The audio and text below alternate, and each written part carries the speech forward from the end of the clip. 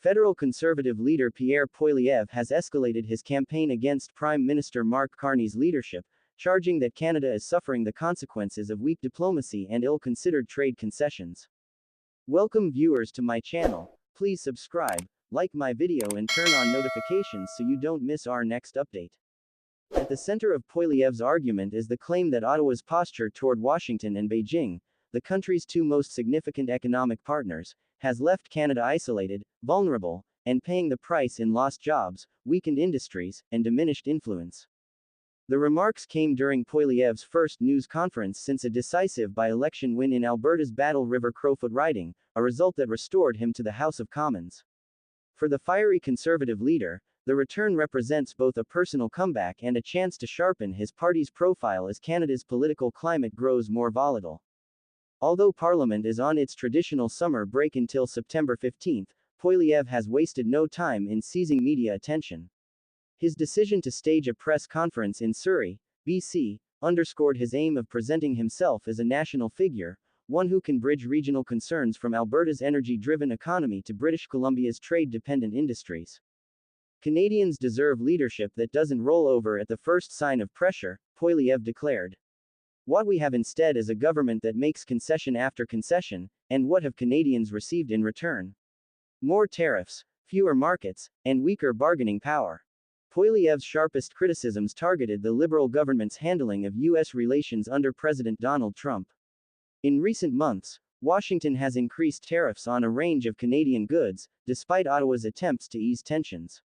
The government shelved plans for a digital services tax, a measure originally designed to target multinational tech giants like Google, Amazon, and Facebook, after Trump's administration threatened retaliatory tariffs. Ottawa also backed away from a set of countertariffs intended to match Washington's protectionist measures. Poilievre seized on these developments as proof of what he describes as Carney's timid approach. Where are Mr. Carney's elbows these days?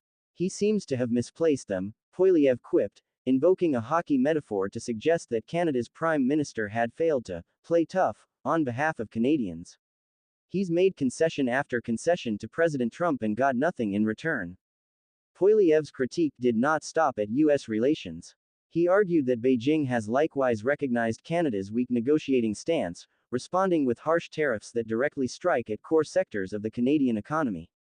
China recently retaliated against Canada's new 100% tariff on Chinese electric vehicles by imposing an identical 100% tariff on Canadian canola oil and meal.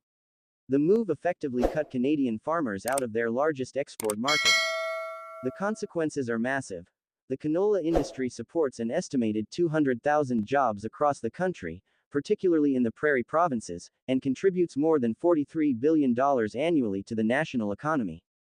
For farmers already struggling with rising input costs, drought conditions, and volatile global markets, the loss of Chinese access threatens livelihoods and long-term industry stability.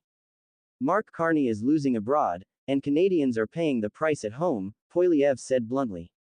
This is not just about politics. It's about real families who cannot afford for their government to keep failing them.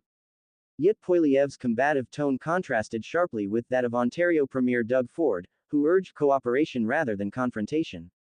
Ford, himself a progressive conservative, met with Carney on Parliament Hill earlier in the week. Speaking afterward, he struck a conciliatory note, emphasizing the need for national solidarity in the face of international pressure. It's Team Canada, Ford said. Let's put our political stripes aside and start working together collectively on large infrastructure projects, and other areas that he can cooperate with the government. Ford doubled down on the message 2 days later in Hamilton. This is a time to work together. Let's forget these political stripes that drive me crazy from the day I got elected.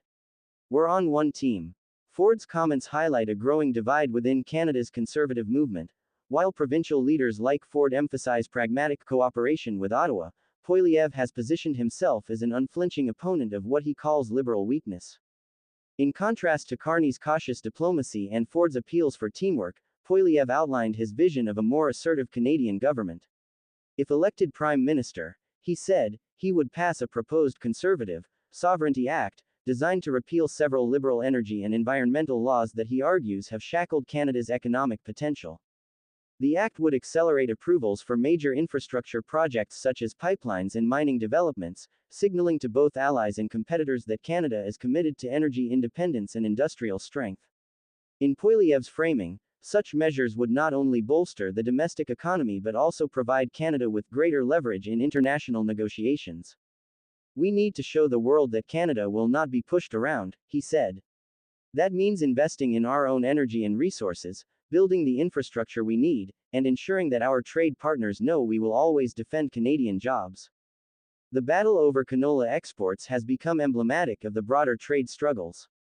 China's retaliatory tariffs have already forced Canadian exporters to scramble for alternative markets in Europe and Southeast Asia, though those avenues remain limited compared to the vast Chinese demand. Farmers' associations have warned that without swift government support, many operations could face insolvency. The ripple effects could be felt throughout the supply chain, from seed producers to transportation companies to small businesses in rural communities. Carney has said that discussions are ongoing about possible support measures for farmers affected by the trade conflict, but he has not provided details or timelines. For Poilievre, such reassurances fall flat. Canadians can't survive on promises. They need results, he said. Meanwhile, Carney himself has cast doubt on the likelihood of a comprehensive resolution to the tariff standoff with Washington. Negotiations have dragged on since March, with both countries trading tariff measures that have disrupted industries from steel and aluminum to agriculture and automotive manufacturing. While some incremental progress has been reported, Trump has shown little willingness to roll back tariffs without major concessions from Ottawa. For Carney, the situation presents a delicate balancing act, pushing too hard risks escalating the conflict, while offering too much risks fueling the perception of weakness that Poilievre has been quick to exploit. Ultimately, the dispute underscores deeper philosophical divides within Canadian politics. Poilievre represents a vision of muscular sovereignty, one that prioritizes domestic strength and refuses to yield ground to external pressure. Carney, by contrast, is attempting to navigate the complexities of global diplomacy through compromise and cautious engagement. And Ford, meanwhile, is urging leaders to rise above partisanship for the sake of national unity. For Canadians, the question is not simply about tariffs or trade policy, but about what kind of leadership the country needs in an era of mounting global uncertainty.